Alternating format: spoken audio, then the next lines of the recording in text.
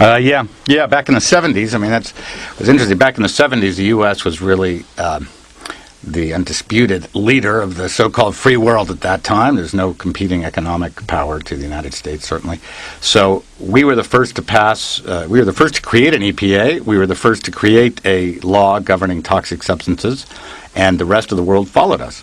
So the Toxic Substances Control Act, the world's first law to attempt to control toxic chemicals, was passed in '76. Really took effect in essence in 1981, and that law basically began the process of saying, wait a minute, let's look at some of the toxic components of some of the chemicals that are out there, the profusion of chemicals that entered into the market after World War II. But huge loophole put in that law. Enormous loophole that you could drive 1,000 tanker trucks to every day.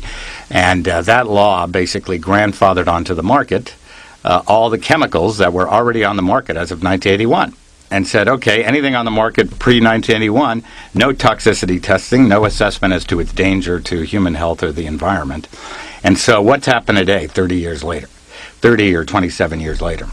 27 years later, 90% of the chemicals on the market today in the United States of America predate 1981, which means 65,000 chemicals have never, ever been assessed for their toxicity or their effect on the environment or human health.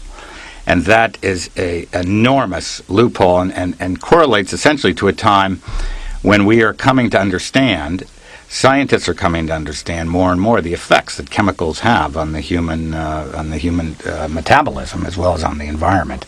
So our law has clearly not kept pace with scientific knowledge on these kind of questions.